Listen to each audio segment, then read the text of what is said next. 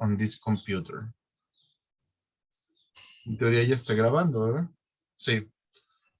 Bueno, pues vamos a empezar el tema del día de hoy propiamente. Es un temita, como te decía, es un tema pequeño, Abraham, pero creo que es bueno como para rematar lo que habíamos venido viendo de la competitividad internacional. Ahorita esto se llama estrategia en el entorno global y es digamos, como el tema 5 que estamos viendo aquí el día de hoy. Y vamos a empezar con lo evidente, que es la parte de la guerra. Estamos entrando en un cambio pues, muy fuerte de paradigma internacional con esta cuestión de la guerra. Y pues tenemos otra vez a los dos bandos reunidos. Por un lado, los capitalistas duros, que son los gringos, y por el otro lado, una nueva visión de capitalismo realmente, que es la que tiene Putin. ¿Tú qué opinas de esta guerra? ¿Tú cómo la ves? ¿Qué crees? Y digo, te voy a meter aquí en un aprieto que va a quedar grabado para la posteridad. No se preocupe. ¿Tú a quién le vas? ¿Le vas a los rusos y o le vas a los gringos y por qué? Creo que no, más que una cuestión de irle, es un fenómeno geopolítico que hay que observar con delicadeza, ¿no? La verdad estamos en presencia de cambios de hegemonía a nivel global. Sabemos que las potencias siempre tienen ciclos de existencia y Estados Unidos pues ya gozó muchos años de esta permanencia en el poder y de esta consolidación de sus fuerzas. Y es inevitable que otra fuerza surja para equilibrar el mundo, ¿no? Tenemos un desequilibrio desde que cayó el muro de Berlín y el bloque socialista. Había como cierto equilibrio, ¿no? Por ejemplo, hablando de las personas, más que de los gobiernos, de las personas. Mientras que existía el bloque socialista, los capitalistas se vieron obligados, por ejemplo, a darles una serie de derechos a los obreros. Pero en cuanto cae el bloque, entonces como que sintieron cero amenazas y dijeron, no, pues así vamos a aplicar las políticas a full, ¿no? Al 100%. Entonces, era inevitable que los chinos con sus 4.000 años de historia se quedaran con las manos cruzadas y empezaron a generar, con esa cultura tan avanzada que tienen, a veces es incomprensible para nosotros, un foco de poder, ¿no? Y Rusia se vuelve esta dúo tan fuerte, crearon uno con el poder militar y el otro con el poder económico. Así es. Y van a tratar de quitarle el poder. El primer obstáculo que tenían ellos para esto, pues es para empezar el sistema económico, por ejemplo, el SWIFT, que es este sistema de intercambio monetario, el propio dólar y su sistema monetario que crea una atmósfera propia para esa divisa, ¿no? Entonces, eran necesarios estos sistemas nuevos que le ayudaran a estos países a crear este equilibrio, ¿no? Yo no pienso que Estados Unidos vaya a perder todo su poder, pero sí por lo menos ya se dio cuenta que hay un tope, hay una frontera ahí. Así es. Y obviamente iba a generarse estas riñas, estas rencillas entre los dos bloques, ¿no? Y es lógico, es como dice Putin, y tiene razón, ¿qué le pareciera a Estados Unidos que yo lleve misiles y los ponga en Chihuahua o en Baja California o en Tamaulipas, ¿no? O en Cuba o en Venezuela? Pues ¿quién va a querer unas armas apuntándole todo el tiempo? Pues, obviamente iban a reaccionar, iban a tratar de hacer por la fuerza lo que por diplomacia trataron de hacer desde el 2012, 2013. Exacto. Rusia ha estado insistiéndole a la OTAN que no se expanda. De hecho, había un acuerdo que la OTAN no se iba a expandir hacia el oeste, hacia el este, perdón. Y no se respetaron, la verdad es que no se respetaron los acuerdos. Sabemos que hay una serie de elementos ahí involucrados, ¿no? Como los energéticos sobre todo, considerando que Ucrania tiene gas, tiene petróleo y que es la ruta natural de muchos intereses y de muchos bienes, pues obviamente va a haber una serie de intereses en la zona, ¿no? De controlar esa zona, igual que en Medio Oriente. Entonces, pues, creo que los dos lados están mal en que tiene que terminar esto en una cuestión bélica, Pero en este caso siento que Rusia pues también está en su derecho de defenderse y de asegurar su hegemonía, su territorio, y más porque lo intentaron por las buenas, ¿no? Y hay un montón de evidencia que lo muestra que Rusia desde hace muchos años lo trató de hacer a través de la diplomacia, y aquí los que violaron todo fueron los europeos y los estadounidenses. Así Entonces, es. pues, es como un animal salvaje de los rusos, ¿no? Provócalos y pues van a reaccionar, ¿no? Aunque desafortunadamente, pues, con consecuencias feitas.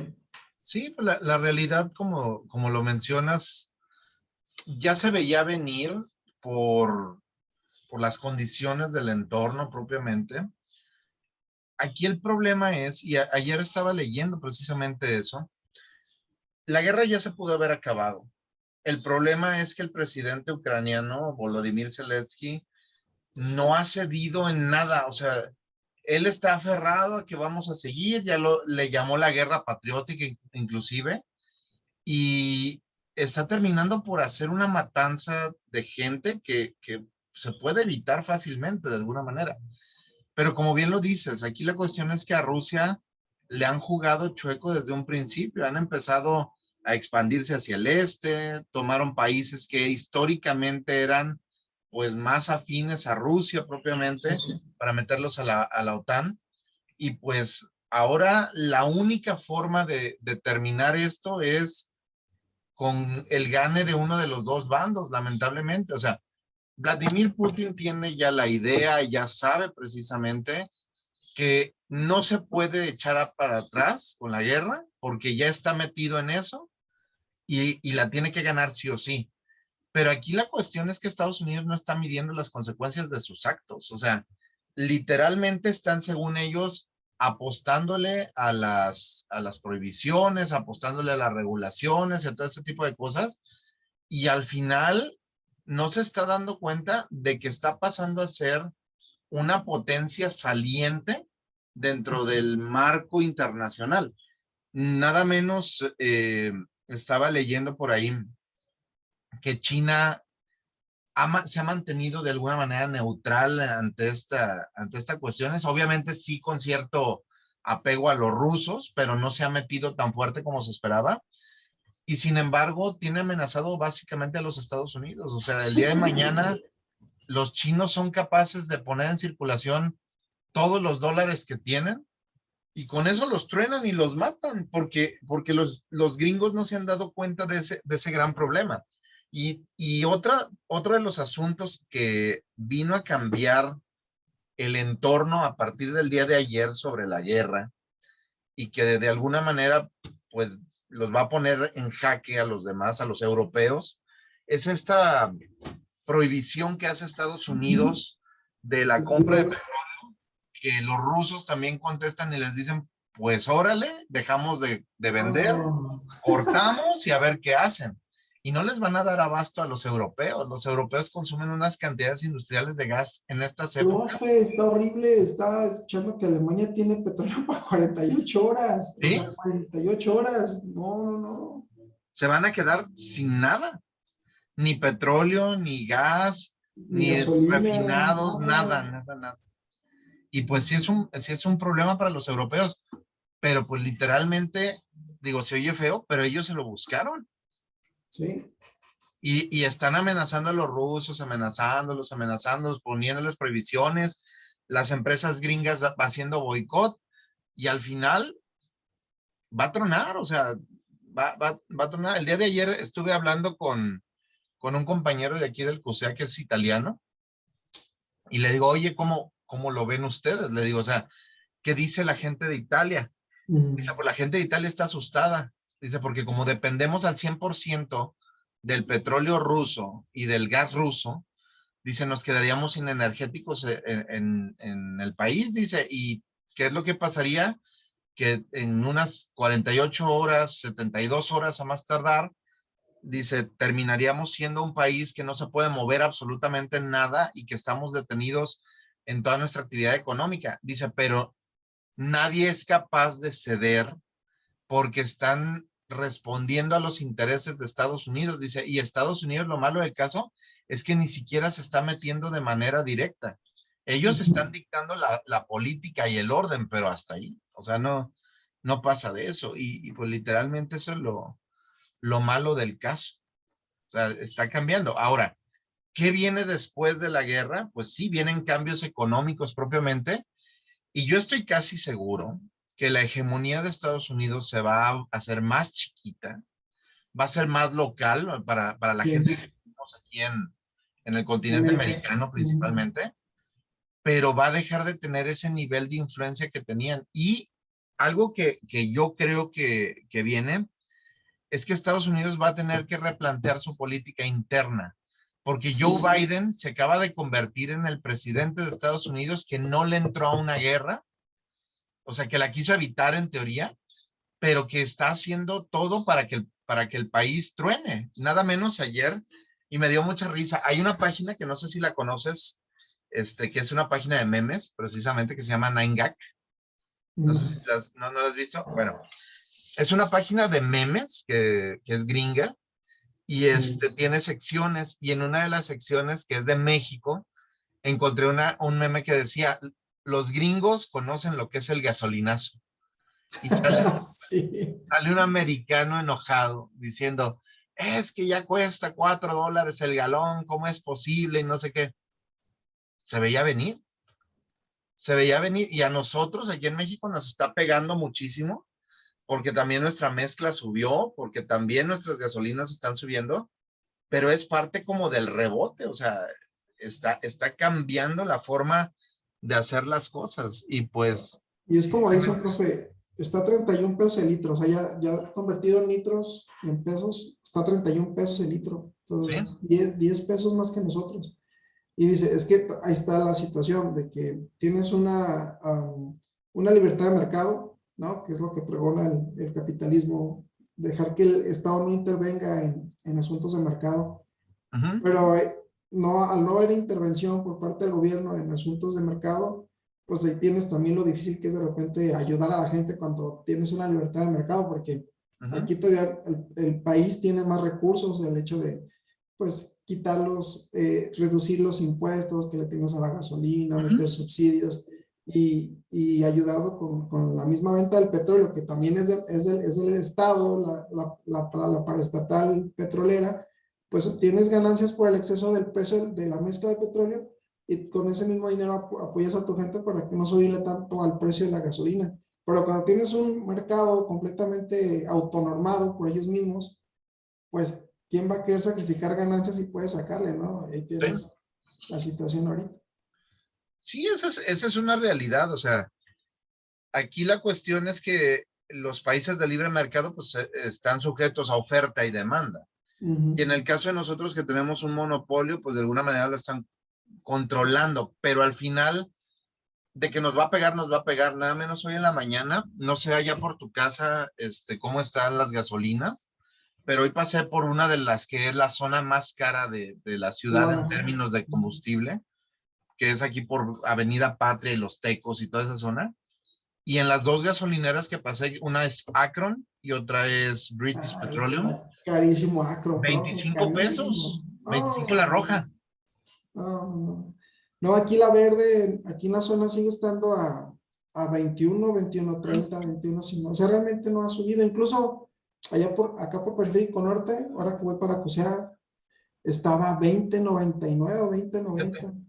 Sí. Sí, para este lado ya subió, ya está en 25 pesos prácticamente, pero aún así no es la más cara del país. Revisando por ahí unos informes de El Universal que publicó pues los precios más caros de las gasolinas en Ciudad de México. Hay una gasolinera que está cercana a Polanco que ya está en 27.50. Bueno, o sea, Polanco también. Pues ponle que sí, ponle que la zona sea más cara, pero ya llegar a 27.50, pues te está hablando de que algo pasó, o sea. Pero es que, profe, es que también lo que dice el presidente, o sea, nosotros le vendemos la gasolina igual a todos, ya Uh-huh. que los gasolineros abusen, pues también ya es otra cosa. Pero Porque, fíjate que no, pero sí tienen como niveles de precio dependiendo de la marca. Las gasolinas más baratas o donde se vende más barato siempre son en las Pemex. Es que esa es otra cosa, Ujú. profe. Acuérdese que no todas las gasolinas se las compran a México. Hay empresas que están importando gasolina. Sí, pero la única que importa por el momento aquí, por ejemplo, en el caso de nosotros, de Guadalajara, la Ujú. única gasolina que llega del extranjero directamente importada es móvil. Y Oh, la móvil ahorita, digo, te digo porque yo puse gasolina de esa, está en ujú. 23, como 23.3 la roja y como 21.50 la verde. Está bien. Están bien, o sea, están en buen Ujú. precio. Pero las gasolineras Pemex son las más baratas porque le compran directo, o sea, son franquicias de ellos mismos. Pero las de BP, las de Shell, no sé, todas las otras marcas que hay que no son Pemex, sí, dependiendo de la marca, creo que tienen un precio que les venden. Por No, y eso, por ejemplo, luego, la Shell es creo que más cara que la BP. y la otra. Y luego creo que en México ya abrieron las gasolinas del bienestar y toda está más barata. Sí, sí, Las, sí. Pero al final, de alguna manera, creo que si la guerra continúa con el ritmo que lleva, sí, va a llegar al punto donde va a ser sí, insostenible. de hecho calculan que si seguimos un mes más con guerra, puede llegar a 30 pesos el litro promedio. O sea, estás hablando de que va a haber gasolineras de arriba de 32 pesos y va a haber gasolineras de 28, pero de todos modos va a estar fluctuando por ahí el precio de la gasolina en México, Pues imagínense en Estados Unidos cuánto va a llegar, si ahorita está 31. ¿sí? Sí, es que está muy cara, está muy cara. Y además de eso, tiene que ver también con el encarecimiento del petróleo a nivel mundial. Nada menos hoy, por ejemplo, la mezcla tejana, que es la referencia para el Sí, continente, sí, sí, el Tex mezcla. así es, llegó a como a casi $160 el barril. Ouch. Eso indica que la mezcla mexicana del petróleo debe de andar 100, $110 el barril, que para No, nosotros es mucho. ayer llegó a los 120, profe. Sí, Ayer. por ahí debe de estar, Ayer llegó a exactamente. los 120, rompió récord, tenía 13 años sin llegar a 120 pesos. Sí, Digo, entonces 120 dólares. ahí viene el problema, o sea, si exportáramos mucho, de acuerdo, en este momento, si exportáramos, pues nos iría muy bien. Pero aquí la cuestión es que la mezcla mexicana de petróleo no es de las mezclas más buenas que existen por su composición. Es un petróleo Pesado. pesado, difícil Ujú. de refinar, y pues no todos nos lo compran. Y por ejemplo, Estados Unidos lo que va a empezar a hacer, pues va a ser acaparar petróleo, porque sabe de antemano que si en algún momento le entran con todo a esto, pues van a tener que refinar combustible para aviones y para barcos, que es lo que se necesita. Entonces, pues sí, viene interesante. Ahora, la guerra lamentablemente nunca es bonita, pues, o sea, es una de las cosas que dañan a No, muchos seres humanos, pero yo creo que Rusia tomó la decisión clave porque era, o como lo dijo por ahí un analista, o era darse ellos un balazo en el pie, que es esto que están haciendo, o era dejarse que les dieran un balazo en la cabeza cuando la OTAN se acercara a su territorio, o sea, literalmente los iban a controlar. Y pues creo que la decisión que ellos tomaron, pues es una decisión muy válida. Ahora, si Zelensky no hace lo propio y le baja esa intensidad que trae, la guerra se puede extender muchísimo porque literalmente ya están considerando beligerantes a países que hablen de Rusia o que estén contra Rusia, y pues la realidad es que son un montón, entonces es media Europa contra Rusia. es que un diputado español dice, es que para qué nos hacemos tontos, o sea, Europa le está mandando cosas al momento a Ucrania y sabe que con eso Ucrania no va a ganar, o sea, ¿para qué nos hacemos? O sea, no le va a ganar, y aunque le mandemos muchas armas, nunca le va a ganar a Rusia, entonces estamos extendiendo esto, estamos provocando más muertes y vamos a llegar al punto. La única manera que podemos terminar esto es con una guerra así de a full. Entonces, pues no vamos a irnos a guerra a full, dice. Entonces, ¿para qué extendemos esto? Uh Y -huh. fue un diputado español que Sí, no, y lo que dijo digamos como el ministro de la defensa alemana, todavía cuando no empezaba la guerra, decía, es que tenemos que respetarlos, o sea, ellos están en su derecho de reclamar que se les está poniendo una fábrica de armas en la orilla de su territorio y pues no tendrían por qué hacerlo. Y pues literalmente lo mandaron muy lejos porque pues no comulga con las ideas de Occidente, pero al final las ideas de Occidente pues no necesariamente aplican para todos lados. Y aquí entra otra cosa, y creo que esa parte entraría en esta cuestión del colonialismo económico, pero también un colonialismo cultural de alguna manera. La forma en que Occidente ve al resto del mundo es como que todo está mal, como que todo debería de cambiar al entendimiento de nosotros. Y la Sí, realidad es que no es cierto. La forma en la que nosotros visualizamos el mundo y que lo entendemos es muy, muy propia. O sea, de hecho, los países como México, como América Latina en general, hemos perdido identidad porque cedimos ante el colonialismo norteamericano. sí, Pero de alguna manera, eh, somos más abiertos en aceptar ese tipo de cosas. A nosotros nos gusta de alguna manera, pero hay culturas que no, y una de ellas es los rusos. Y aquí entra esa cuestión que platicamos en su momento. Por ejemplo, dicen, es que los rusos son como muy cuadrados y no aceptan las nuevas tendencias. Pues no tienen por qué, o sea, si en su país así se maneja, pues así se manejó. pues O como por lo de la ejemplo, homosexualidad, ¿no? Que en algún momento exactamente, se le reclamó a Putin. Dice, oye, tú, no, ¿por qué? Pues yo no quiero que mis niños se expongan a eso. Es exacto. una situación que se da en todos los seres humanos, pues qué bueno que se dé, pero no tenemos por qué fomentarlo. Una cosa Ujú, es que la homosexualidad pues sea una situación que se da y no podemos evitarla, pues, ¿qué tiene? Pero sí, tampoco voy a exponer a mis niños de 7 8 años a que vean actos homosexuales a tan ujú. temprana edad.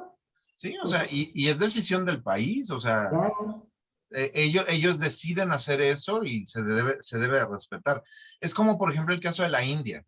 El caso de la India que tiene su sistema de castas y todo eso. Hay gente que dice, es que, ¿cómo es posible que sigan viviendo en el medioevo y no sé qué?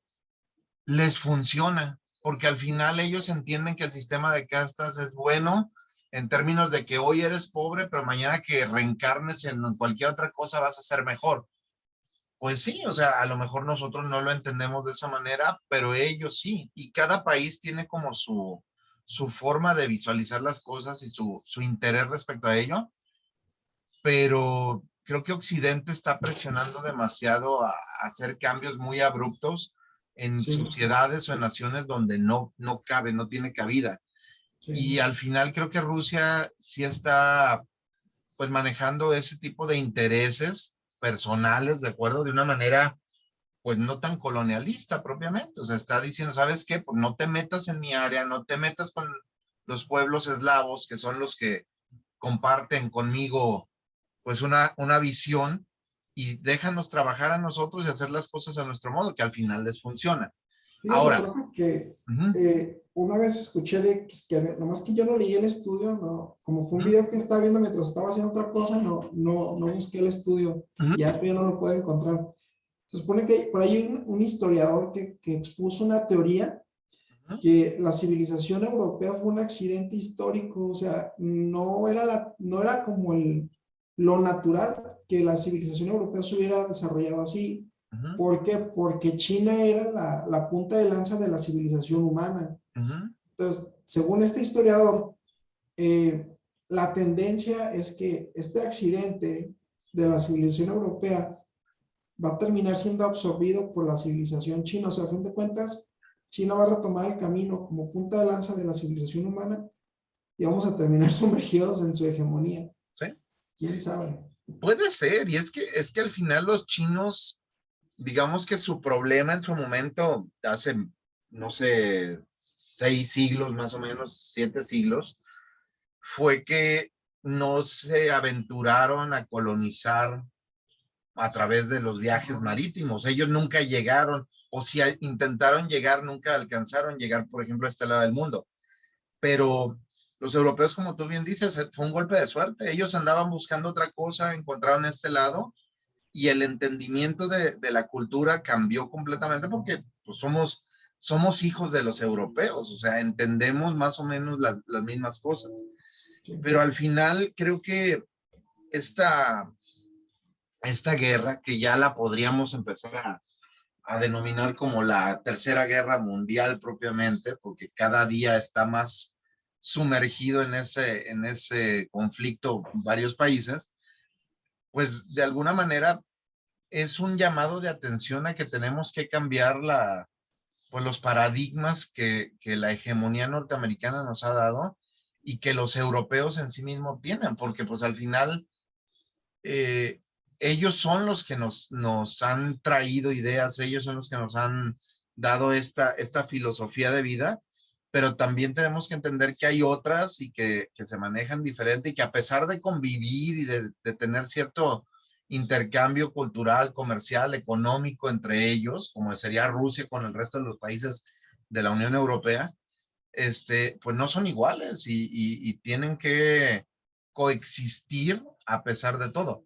Yo lo que sí sé es que en esta guerra, quien gane se pone la corona de la hegemonía internacional y a partir de eso, pues comienza otro proceso de entendimiento de cómo hacer las cosas, de cómo hacer la economía, de cómo brindar nuevamente los recursos.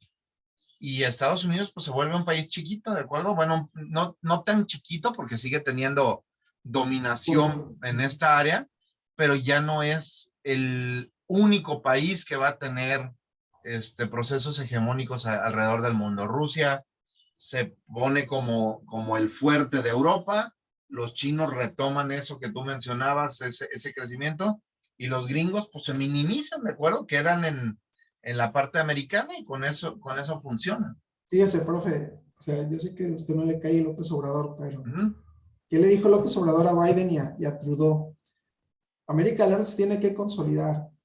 ¿Por qué? Porque si quiere sobresalir, si quiere ujú, permanecer como área económicamente fuerte y militar y todo, ujú. tiene que estar unida y tiene que estar consolidada porque China y Rusia van a seguir creciendo y si nosotros no nos organizamos, nos volvemos autosuficientes como una zona económica unida y autosuficiente, no vamos a sobrevivir bajo el estilo de vida que tenemos, ¿no? Entonces, fíjate, ya se fue hace un año y pues es que yo imagino que ellos tienen información privilegiada, ¿no? De repente y se atreven a hacer este tipo de Pues, declaraciones de repente, pues ¿no? es que al final, digo, el gobierno de México aquí la tiene complicada, porque por un lado, digo, la corriente política que actualmente tenemos con López Obrador es una corriente heredada de alguna manera del denominado Foro de Sao Paulo, que no es otra cosa más que por la unión de la izquierda de América Latina y China, obviamente. Pero México la tiene complicada porque en este tipo de conflictos tiene que decidirse hacia dónde, ¿de acuerdo? Hacia dónde irse. Ahorita se ha podido mantener neutral, que eso es hasta el momento la ventaja. O sea, no hablo mal de Rusia, pero tampoco hablo mal de Ucrania y no me meto con los gringos y no me meto con los chinos Sí, y me la paso bien. está como sorteando todo ahí, Sí, ahora para acá, ahora para acá. no, y la realidad es que está bien, porque por el momento le conviene. Ahorita, Sí, mientras no haga aseveraciones y esté bien, no hay pues ya ve problema. que hoy iba a salir la lista de países vetados de Rusia y ya ve Ujú. que por Rusia nos vende cereales y nos Sí, vende fertilizantes. sí, pero fíjate que Y no salimos, porque no, o sea, México no ha dado como pie a ese tipo de cosas. Pero sí, qué bueno. aquí viene el problema. En el momento en el que Estados Unidos entre de manera directa como país beligerante, es ahí donde México tiene que decidir con quién está. Y lamentablemente, pues la tiene Complicada. complicada el presidente, porque por un lado tiene sus ideales políticos de izquierda, la representación ante el Foro de Sao Paulo y todo este tipo de cosas con los países no alineados, y por el otro lado sabe de antemano que México siempre ha sido amigo de los Estados Unidos, que es el aliado incondicional y es el que le vende petróleo propiamente. Entonces, pues de alguna manera es el Sí. gran Fíjese problema. que yo discutía con mi hermano porque dice, güey, ¿por qué México votó en contra de Rusia? Le digo, porque lo tenía que hacer. Le digo, es que no te puedes poner también a tú por tú con Estados Unidos tan fácil. Le digo, somos vecinos, güey, compartimos 25 millones de mexicanos que están allá, son nuestro principal socio comercial, nuestros destinos de exportaciones, el 70-80% de nuestras exportaciones van para allá. Le digo, ellos, nuestros países nos mandan dinero ¿Mm? todos los días.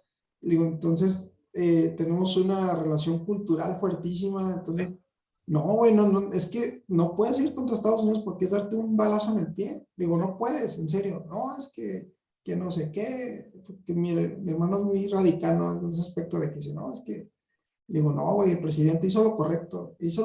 Tenía que votar en contra de Rusia en la invasión, pero ve, ya se puso de otra manera también su neutralidad al romper relaciones con Rusia, no expulsar al embajador, seguir teniendo este tipo de relaciones con ambos países. Digo, está bien, o sea, logró Que equilibrar una cosa con la ahorita, otra. ahorita creo que lo han llevado correctamente, o sea, lo han manejado muy bien porque, por ejemplo, la embajadora de Ucrania aquí en México empezó Ah, como, ya no, veo, que los porque tamalitos.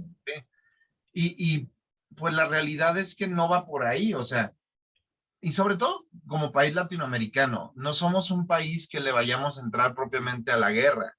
En caso de que en algún momento se diera pues la opción de que debiéramos de respaldar a los Estados Unidos, pues le pasa como lo que sucedió en el 45 con el Escuadrón 201, o sea, mandas una pequeña delegación en aviones gringos y pues con eso trabajas. Pero en términos reales no es algo donde nosotros nos metamos. Sin embargo, ahorita el conflicto no ha escalado a niveles donde literalmente tengamos que decidir hacia dónde, pero sí de alguna manera sabemos que va a pasar y es ahí donde van a tener que tomar una decisión que yo creo que en este momento ya la están analizando y están cocinando cómo le van a hacer, porque por un lado tienen que respaldar a Estados Unidos como potencia hegemónica del continente y por el otro lado tienen que pues no pelearse propiamente Con con Rusia Rusia y con los y países China. europeos, Ujú. porque pues no nos conviene tampoco a nosotros, o sea, es parte de nuestra relación con el mundo y con los chinos, obviamente, que es pues el representante máximo que tiene el Foro de Sao Paulo aquí en América. Entonces, no sé, vienen cambios interesantes, vienen formas nuevas de ver el entorno y cambiar completamente pues todo el paradigma que había sobre el capitalismo norteamericano. El capitalismo norteamericano ya solamente les funciona a los americanos, no les funciona al resto de los países y se está viendo. Entonces cada uno tomará su decisión de qué es lo que va a hacer con su gente y con su entorno propiamente.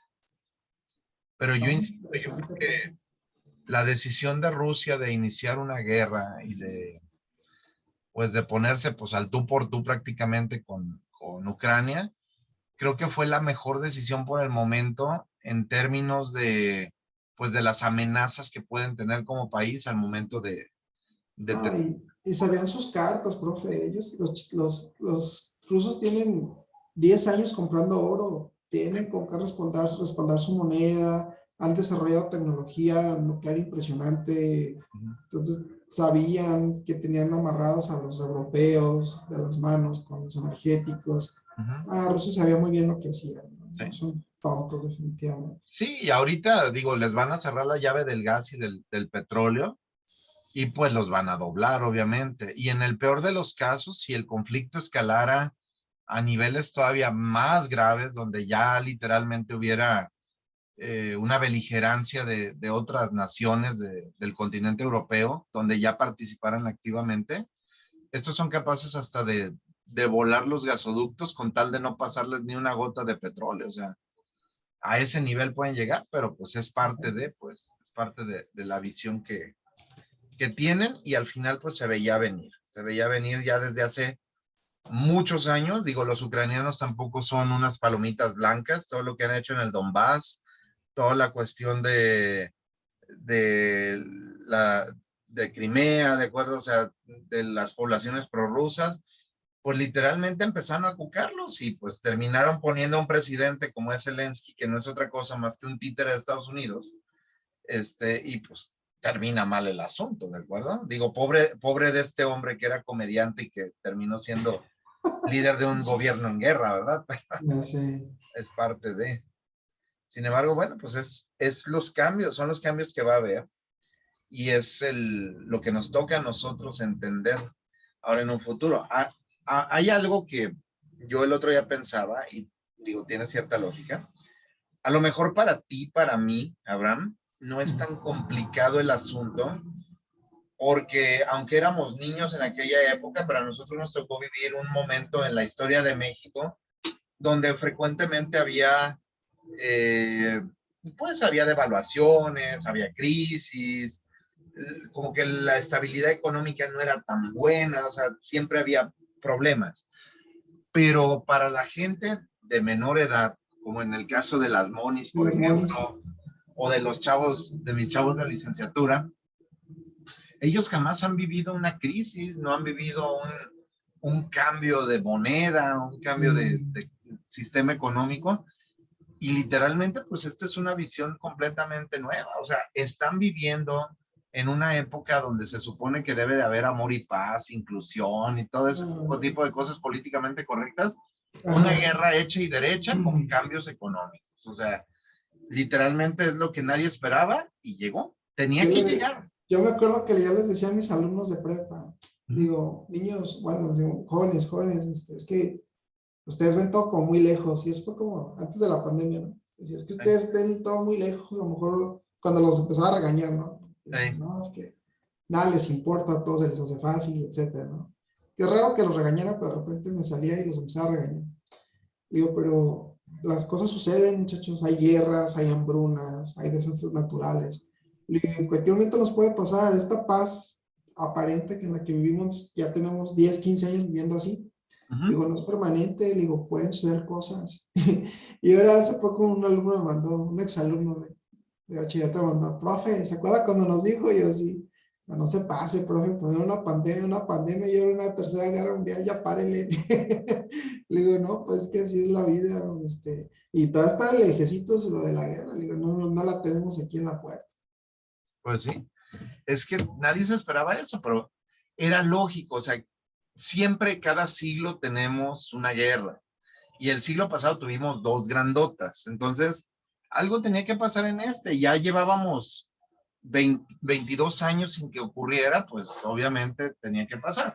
Y pasó. O sea, y No, así como está profe, ahorita, puede pasar en 30 años. O sea, ¿sabe qué? Esta guerra viene atrasada. sí. Esta guerra debió haber sido por ahí del 2012, 2013, pero Ujú, como ganó Trump, se atrasó todo el asunto, porque sí. Trump, sea como sea, dijo, yo me preocupo de las cosas de mi país y los demás, ya saben.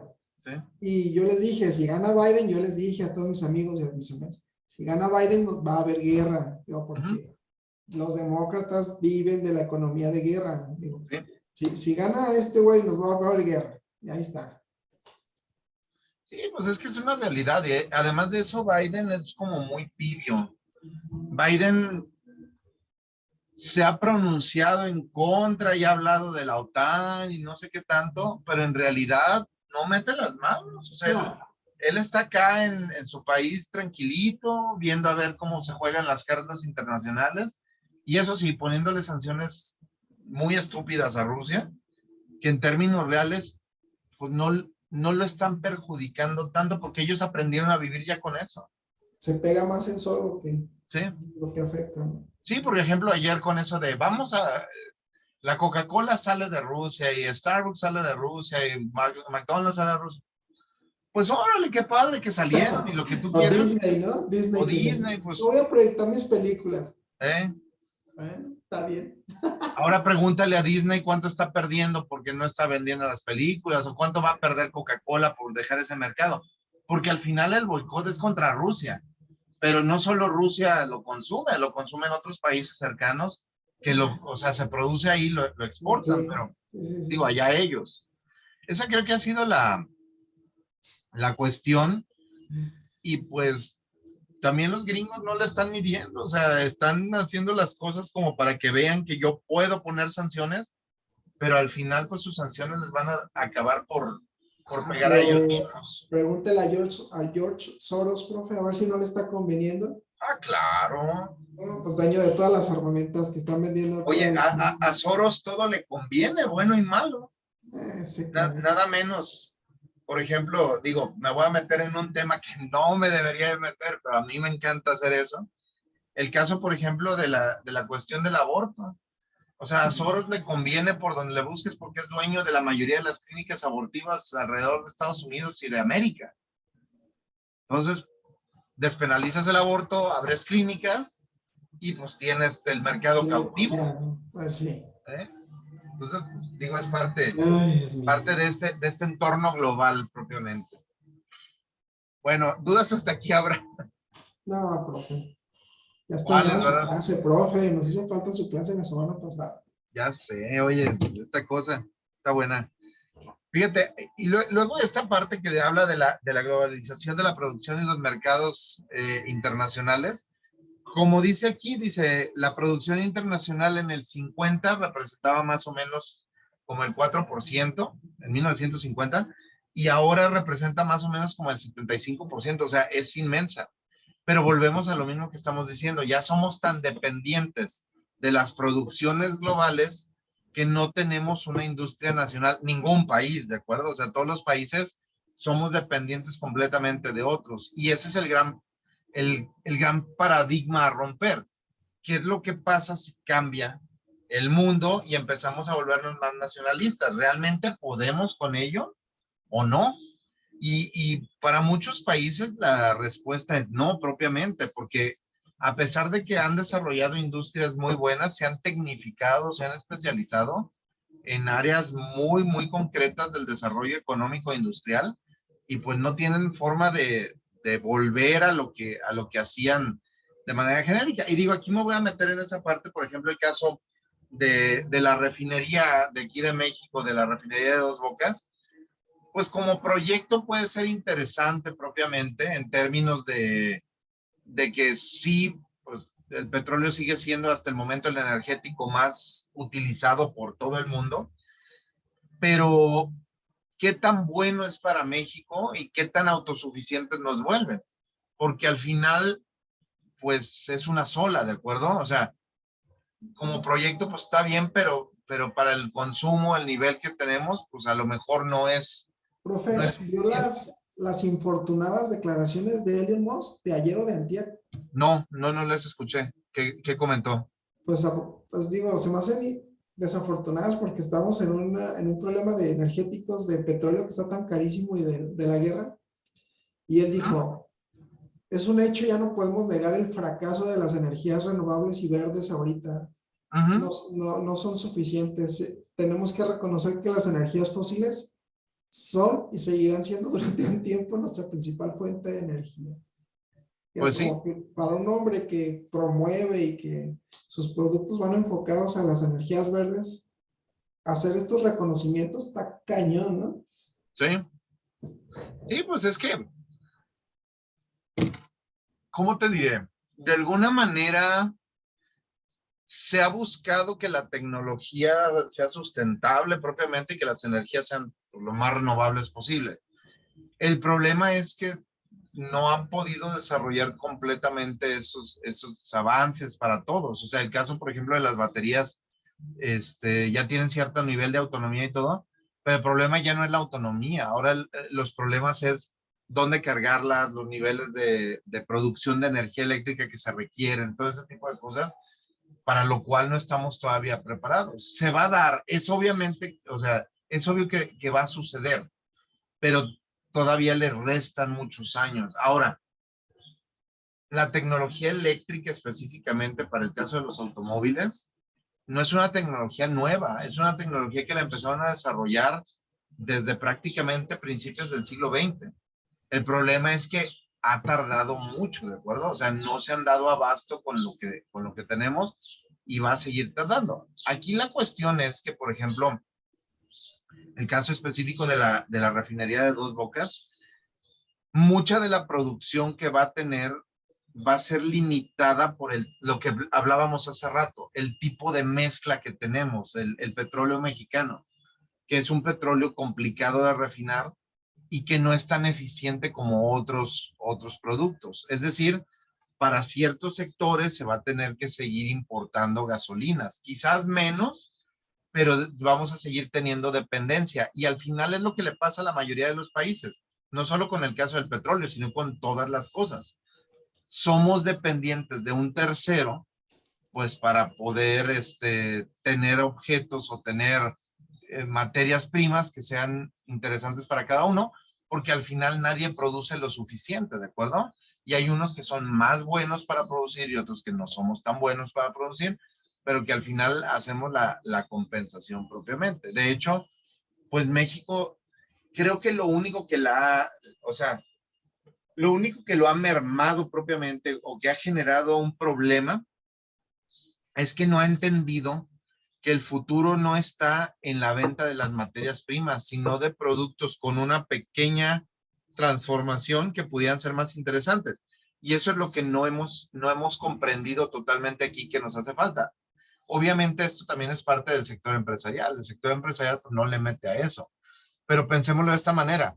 México para producción de cuestiones agrícolas no es tan eficiente. Es un país que merma un poquito, que no tiene suficiente cantidad, pero lo que sí tiene es buena calidad. Por ende, si las logras transformar en algo que fuera bueno o que tuviera un valor agregado, pues podrías competir mucho más fácil que mandando la materia prima que la trabajen en otro lado.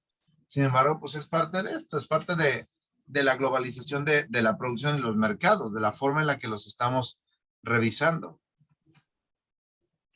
Sí, sí, hablando de baterías, profe, otra de Ajá. las cosas que Rusia produce muchísimo es el níquel y que también es indispensable para las baterías. Y ahí sí dice que Estados Unidos sí importa bastante níquel de Rusia, entonces le van a batallar en la fabricación también de baterías. Ujú. Sí, sí, van a batallar en la producción de baterías, no sé, va a haber muchas cosas. De hecho, ya lo vivimos el año pasado con la escasez esta que hubo de chips por la pandemia. O sea, el problema era que las plantas que fabrican silicio no estaban trabajando y los que fabrican cosas de silicio propiamente, pues no pueden hacer nada porque no tienen la materia prima y les complicó la existencia. Pero bueno, pues sí. Va a estar complicado, profe, pero sí esta interdependencia pues es una dualidad, porque por un lado mantiene la paz, porque ya pone en juego los intereses económicos de muchos países, Sí. pero por otro lado también crea esta interdependencia tan feroz, ¿no?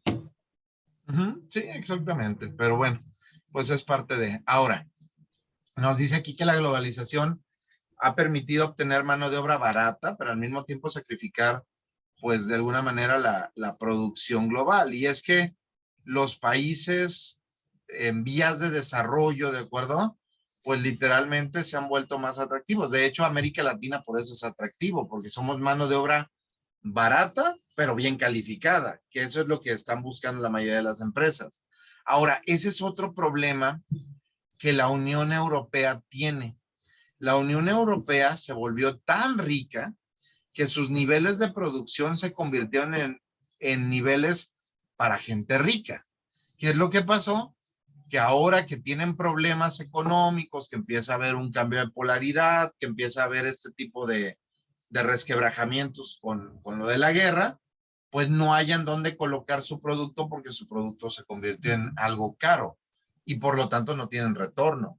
Cosa que los países como nosotros, como México, como Brasil, como Argentina, pues lo han sabido aprovechar de alguna manera porque su crecimiento no es tan alto, pero tampoco tienen tanta riqueza. Aquí es donde, digo, se oye feo, pero donde ser pobre pues te da como ciertas ventajas, ¿de acuerdo? O sea, vas a producir algo que puedes colocar en el resto del mundo. Y el caso de China, pues es un caso único, ¿de acuerdo? Es el país que produce de todas las calidades, bajo todo el entendimiento, y pues que funciona bien. Sin embargo, pues la realidad es que los procesos que hubo de la pandemia, los cambios que se generaron en las naciones, bueno, pues fueron parte de una nueva modificación y un nuevo entendimiento del entorno global. Que sin embargo, aquí en América Latina todavía estamos padeciendo algunas naciones, pues como el propio atraso. Nada menos ayer, Abraham, veía, por ejemplo, las estadísticas del Producto Interno Bruto de las naciones latinoamericanas. Y, por ejemplo, Brasil decreció durante la pandemia, creo que un 5%, y ha recuperado en 2021 y lo que va del 2022, ese 5% perdido, más otro tanto. O sea, prácticamente su economía ha crecido alrededor de 20%. Pero países como México y Argentina están muy estancados. Y el problema de eso también son las dependencias que tienen. Argentina, por un lado, con la Unión Europea y México con Estados Unidos. Y México, por ejemplo, decreció 18% en el 2020, que fue su peor año por cuestiones de pandemia, y en realidad no ha podido salir. O sea, si lo midiéramos, ha recuperado tal vez un 5%, pero no ha podido salir del decrecimiento que había tenido porque Estados Unidos no nos está comprando. Y menos ahora con esta cuestión de guerra que tenemos, que pues no funciona. Y eso nos lleva finalmente a esta parte que es la ventaja competitiva nacional y con lo que cerraríamos el tema. En términos reales, México le está apostando a la reintegración de los servicios básicos o de las industrias estratégicas al bloque económico estatal. Pero aquí tenemos que pensar claramente lo que se va a hacer. En el caso de Pemex no hay tanto problema porque la empresa sigue siendo del Estado y sigue siendo manejada por el gobierno.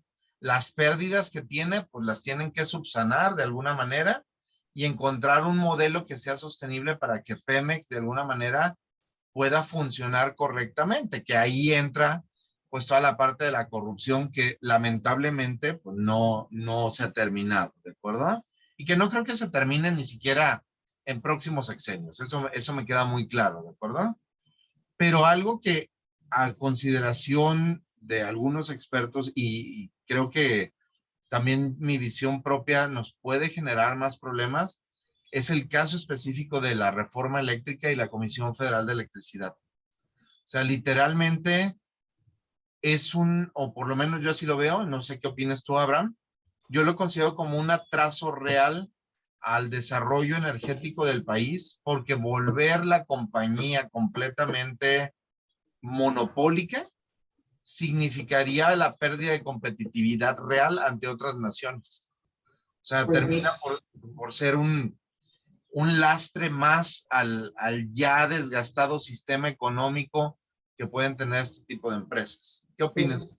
pues, ahí sí no estoy de acuerdo porque para empezar no es la totalidad ni es un monopolio, porque la intención de la reforma es tomar el 56% de la producción de energías. Entonces nunca va a ser monopolio porque no van a ser las compañías productoras de electricidad privadas. Y la tirada, pues, aunque ahorita el sistema de la CFE, que durante años no se ha invertido nada, es la mayoría de producción termoeléctrica en base a combustibles fósiles. La tirada es reactivar, por ejemplo, las hidroeléctricas y por ejemplo, la planta más grande solar la tiene CFE. O sea, estas empresas privadas no han invertido ni madres en energías limpias. De hecho, ellos siguieron poniendo termoeléctricas y gastando gas. Entonces, no veo la ventaja. Por ejemplo, el caso de España, estaba escuchando un dato escandaloso en la mañana, que en lo que nosotros pagamos 23 centavos, no recuerdo la unidad de medida exacta de cómo nos venden la ¿El electricidad. kilowatt hora? Ajá, pero ¿sabes cuánto lo están pagando en España? No tengo idea. El equivalente a 13 pesos. Acaba de alcanzar otra vez cifra récord. Y son empresas privadas. Entonces, aquí sí me entra la duda muy feo de que cómo queremos voltear a ver un modelo de compañías españolas que están abusando de su propia población. O sea, 13 pesos en lo que nosotros pagamos 23 centavos. Es que volvemos a lo mismo, la cuestión de la oferta y demanda. Aquí yo siento que el problema también es esa parte, Abraham. Vamos poniéndolo de esta manera. Si estamos pagando centavos a lo mejor nosotros por la distribución y el suministro de energía eléctrica, que está bien, o sea, para la población es bueno el pagar poco, pero al final alguien tiene que pagar el resto. Y ese es creo que el problema de las empresas estatales. El problema es que te subsidian mucho y cuando ya no pueden subsidiar, el golpe que recibe la población es mucho más fuerte. O sea, no está en una fluctuación. Y ese es el gran problema de este tipo de empresas de energía. Vamos suponiendo que mañana la CFE diga, ¿sabes qué? A mí me está costando $1 el kilowatt hora y yo te lo voy a vender a 23 centavos. Está perfecto. Pero ¿cuánto te puedo aguantar vendiéndolo a 23 centavos hasta que truene? Y ves lo que pasa, por ejemplo, con todas las cosas que administra el gobierno. Lo tenemos, por ejemplo, en el caso de algo bien sencillo, como el caso del transporte público en la Ciudad de México. El metro en la Ciudad de México costó $1 desde su inauguración en 1957 hasta el 2000. Se aventaron con ese precio años, pero el día que subió, lo subieron de pronto a $3 y luego lo subieron a 5 y ahorita andan ya casi pugnando porque el precio del metro suba a 10. Entonces, no es como una subida gradual. Están subiéndote de golpe, de golpe, de golpe, porque al final alguien tiene que pagar esos desequilibrios. Creo que por ahí va, por un lado, el asunto. Y segunda cosa, aquí la cuestión es, por ejemplo, la queja de los de autoconsumo, ¿de acuerdo? De aquellas empresas que pusieron paneles solares y que le terminaron por vender no solo a ellos mismos, sino a otras empresas energía eléctrica.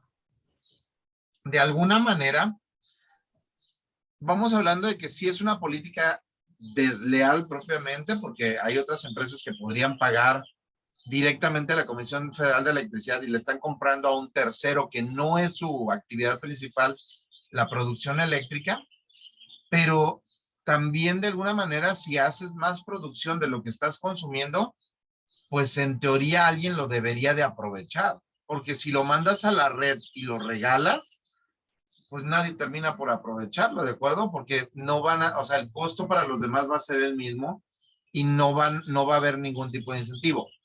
Creo yo que eso, más que quitarlo, debería de regularse. Es decir, si tú como empresa tienes paneles solares, produces más de lo que consumes y tienes la posibilidad de venderlo, pues dependiendo de la cantidad de kilowatts hora que estés pues, en posibilidades de vender, en este caso a la compañía de luz, a la CFE, pues eso también debería de ayudar a que los precios para el resto de la población pues se acomoden. O sea, Pues es si que hay muchas empresas que producen, pues en teoría es más barato. pues es que los pequeños, los que tienen paneles solares, por ejemplo, las cremerías, las carnicerías, si hacen eso, profe. O sea, por ejemplo, si sus paneles solares en el día producen más energía de la que consume, el excedente eléctrico se integra a la comisión y Sí, se... pero tiene un tope. O sea, yo a lo que me refiero es, vamos suponiendo, la Comisión Federal ahorita es, tú produces 1 kWh más del que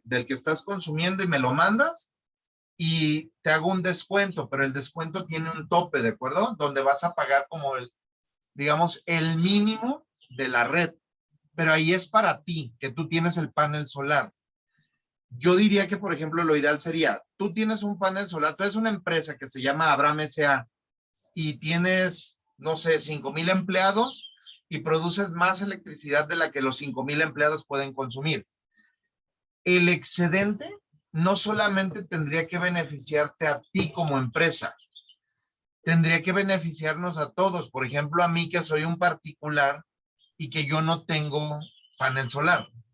Pero aquí la cuestión es que esa energía se está perdiendo porque se va a la comisión, no se aprovecha y tampoco le baja las tarifas a terceros que sí lo necesitan. Ok, Entonces aquí creo que esa es la cuestión. ok, Más profe, yo le allá voy a preguntar algo. ajá, Usted como administrador, y sí, supongo yo que usted conoce algunos ingenieros, ujú, ¿usted cree que son tan distraídos como para instalar plantas solares donde se ven que iban a exceder tanto su producción? O sea, yo como empresa, ¿cómo voy a instalar tantos equipos donde yo sé que voy a exceder mi producción eléctrica más de lo que mi empresa necesita? La O sea, realidad es que obviamente no, o sea, por lo regular. hay un dolo de por medio conociendo cómo estaba estructurada la reforma energética a modo de beneficiar esas situaciones. Ajá. Tanto así que había 70 empresas productoras de energía eléctrica y había 7,000 empresas que estaban declaradas como empresas de autoconsumo. O sea, dígame dónde está la coherencia entre Pero, una a cosa y ver, otra. pero ahí te va, Abraham, por ejemplo. Ajá, Tuvimos un caso atípico en el 2020 con el caso de la pandemia. Te voy a poner un caso real. El caso de el Cutonalá. Cutonalá es el único centro universitario de la UDG que tiene paneles solares para autoconsumo eléctrico. ajá. Los paneles solares trabajan sí o sí, o sea, producen mientras haya sol. El Sí. problema del 2020 es que había producción de electricidad en los paneles solares de Cutonalá, pero no había quien consumiera la electricidad que se estaba produciendo. Es decir, había un excedente bastante pesado que se estaba yendo al tendido eléctrico normal de la Comisión Federal de Electricidad. Eso no está mal, ¿de acuerdo? Eso está bien, me queda claro que está bien. Pero aquí la cuestión que yo planteo es, en el caso de Cutonalá, tienes un límite. La comisión te dice, si tú produces 10 kilowatts hora y solamente consumes uno, 9 se vienen conmigo, pero no te puedo regalar la infraestructura. Te tengo que cobrar algo que es el mínimo sobre esos 9 kilowatts hora que sobraron. Ah, pues perfecto, no hay bronca. Hasta ahí todo está perfecto. Pero tú y yo somos ciudadanos normales que no tenemos en nuestra casa un panel solar y no producimos. La tarifa de electricidad que pagamos es la Comisión Federal determina de acuerdo a nuestro nivel de consumo. Y aquí viene la cuestión. No te digo que cierren la autoproducción o que dejen como está ahorita, tampoco. Pero la idea sería que ese nivel adicional de energía eléctrica que se está produciendo nos beneficie a ti y a mí como consumidores finales o como consumidores pequeños, porque al final alguien está generando producción de energía eléctrica, tal vez en menor escala, pero que se sigue integrando a la red eléctrica de la comisión y que alguien la va a terminar por consumir, pero la estamos pagando como si la hubiera proveído completamente la Comisión Federal de Electricidad, cuando hay plantas que lo están haciendo de manera independiente. Te doy la razón en el sentido de que está mal que se registre uno y terminen beneficiados 15, pero lo que no está mal es que ese uno que produce, pues mande sus excedentes, aunque sean poquitos, y que eso permita que el costo de producción de la energía eléctrica disminuya para la empresa Comisión Federal de Electricidad, porque al final ellos son los que la distribuyen. Y si alguien más lo produce y está mandándola a su red, pues es parte de esa misma energía que tú y yo vamos a consumir. A El eso es lo que me problema refiero. son los costos del porteo también, profe, que es Sí. esta situación de trasladar la electricidad, que no es tan barato mantener el sistema eléctrico y todo este rollo. El problema es que no estaban pagando servicios de porteo estas empresas ni nada. Es lo que dice el profe, digo el profe, el presidente. Si tú quieres poner tus paneles en tu empresa, ponlos, pero pues no vas a usar gratis el sistema eléctrico de la comisión, porque a fin de cuentas, ese mantenimiento y todo eso a quien lo termina pagando son los ciudadanos porque hay que pagar de los impuestos, el mantenimiento de la CFE, de lo que esas Ahora, empresas no pagan. aquí Entonces, otra cosa, perdón, aquí bueno, otra cosa que se debe de considerar es aquellas empresas que obviamente ahí sí no van a ser todas las que producen, pero aquellas empresas que de verdad pueden producir y desconectarse del suministro eléctrico, porque al final ellos ya no estarían usando la red. Y aquí con la reforma te van a obligar a usar la red. Te voy a poner un caso de un amigo mío. Esa no es empresa, obviamente, esa es una casa particular. Él tiene una casa en Tapalpa en un fraccionamiento. ok, La comisión, desde que el fraccionamiento se abrió, no ha puesto tendido eléctrico. O sea, pasa por un lado pero no entra Sí, al no, lugar. no se ha hecho la conexión. Así nos ha hecho la conexión y entonces todas las casas, para poder tener electricidad, tienen paneles.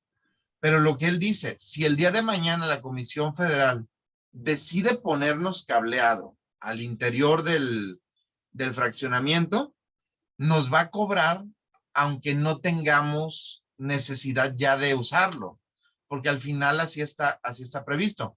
Y creo que esa es una de las cosas que más nos resta una posible ventaja competitiva. O sea, se tiene que hacer un modelo híbrido donde quien produzca electricidad y sea autosuficiente, pues esté bien. Y quien tenga que conectarse al tendido eléctrico, pues que pague lo del tendido eléctrico, porque al final, ahí te digo, ahí tienes razón. Están utilizando algo que es propiedad de la nación, que nosotros, los que no tenemos paneles solares y somos simples mortales, estamos apoquinando con nuestros impuestos diarios. Entonces, Sí, creo que yo va creo que por ahí. a lo mejor el que va a lograr el equilibrio ahí es el PRI, porque el PRI dijo, ok, pero yo quiero que revises tal y tal y tal cosa, y creo que entre esas estaba lo que usted está diciendo.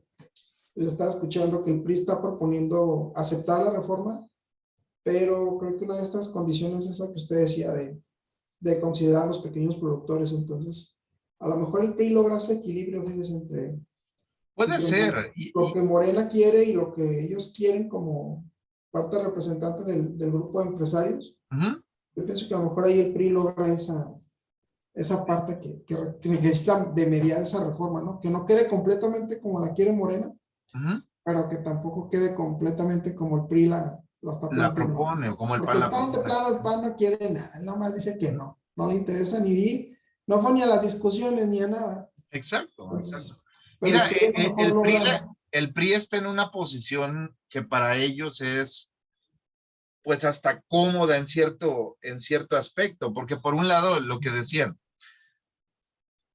el presidente en una de las mañaneras que habló de esto, decía que si el PRI no aprobaba la reforma, pues iba a quedar como un partido corrupto y no sé qué. Y esa declaración de alguna manera, pues le dio al PRI manga ancha, es decir, tiene la posibilidad de limpiar su imagen, pero también de meter los cambios que a ellos se les hagan más convenientes, obviamente porque ya tienen la forma de negociar con Morena, que esa es la parte interesante, pero como dices, al final, pues la reforma la van a hacer entre ellos dos, el resto de los partidos, pues o participa en un pequeño porcentaje o literalmente no, ni siquiera ha ido a ver lo que está sucediendo y bueno, pues termina por volverse complicado. Entonces, pues vamos a ver qué viene, pero al final creo que estas dos cosas son las que, de las cuales depende precisamente en este momento la competitividad nacional, porque obviamente son sectores estratégicos y el resto de los sectores industriales que son privados, pues, digo, están trabajando prácticamente de manera normal, a pesar de la cuestión pandémica. Bueno, dudas hasta Pandémica aquí. y ahora guerra, profe, Sí, todo. ahora es la guerra, o sea, salimos, ya no vamos a usar estas, mira, y ahora vamos a usar unas así como para la radiación y todo, a ver, Cállese los ojos, profe. ya sé. Pero, ¿Dudas profe, habrá? seamos honestos, no me voy a decir una cosa y seamos honestos. Si hubiera ganado el PAN, ¿usted cree que la gasolina estuviera a 21.30? La verdad. Estamos pagando 31 igual que los gringos, ¿sí o no? La Pues verdad. vamos a terminar pagando eso. No, Aquí profe, no empiece con sus supuestos. Ahorita la realidad. no, Estamos no, no, pagando ahorita la este realidad, a precio. ver, ahorita está en No. 25 pesos la roja. ¿Cuánto estaría, profe? Como los gringos, fácil, sin problema. De todos Estaremos modos, pagando el IEPS. Simplemente el IEPS, los panistas no lo hubieran quitado. Abraham, tenemos gasolina como para 72 horas en No el le hace, país. profe. En 72 horas vamos a ver el cambio, porque es cuando vuelven a Mientras, importar. mientras México siga jugando bien sus cartas geopolíticas, vamos a estar bien, profe. Usted, tranquis, tranquis. Mm, Vamos ahorita a la realidad. yo Está lo, a veintitantos pesos la gasolina hey, a y 25. Bueno, bueno, para promedio acá, 23, promedio 23. para los mortales a 21.30, 21.50, así está acá en mi pueblo la verde, que es la que se compra. Oye, Entonces, Abraham, mande. no te hagas como en las mañaneras, luego en las mañaneras sacan, no, es que la gasolina más barata la tiene no sé, una gasolinera de Pemex en San Juan de las Pitayas y cuesta No, oye, voy 19.50. a hacer una cosa. Ahora que vaya a CUSEA, mañana voy a Sí, CUSEA. No, el viernes. Voy a el tomarle viernes. fotos a todas las gasolineras que están Va. ahí por mi rancho y a seguir. Yo le voy a tomar por mi rancho para que las veas. Ah, profe, pues que usted también es fifí, profe. Oh, Chihuahua, ahora sí. Te digo, en las mañaneras luego presumen, no, es que la gasolina sigue en 19.60. Oiga, señor presidente, ¿y dónde está en 19.60? Ah, en San Juan de las Pitayas, allá en Chiapas. Pues sí, oye, la gasolinera compra gasolina cada 2 meses porque nadie le pone a su coche. Pero bueno, te voy a Ay, dar el beneficio de la duda y vamos a ver cómo termina la semana, porque en teoría, sí, pues como dice Luisito Comunica, el youtuber ahora sí viene lo chido y la próxima semana, pues viene lo decisivo, porque al final apenas ayer acaba de subir el barril de petróleo y pues en lo que tardan en refinar y en comprar y todo eso, pues se cierra el obviamente ciclo. tarda el cambio. Pero bueno, promedio 23 pesos es lo que está ahorita, tomando en cuenta la más cara y la más barata de aquí de Guadalajara, más o menos. Y pues vamos viendo cómo termina. Mi supuesto es que al finalizar la semana, el promedio va a subir como a 24.50, la roja. Y en el caso de la verde, que es más baratita, ponle que suba como a 22.90. Ay, ¿Sale? Vamos bien. Entonces, analicemos eso, Bravo. Ya voy a parar la grabación, sí, ¿sale? profe. Sí, sí, sí. Listo. Bueno, pues tenemos chamba tú y yo. Tenemos chamba de tomarle fotos a las gasolineras. A ver qué. A ver qué tal. Sí. Bueno, pues ya le vamos a dejar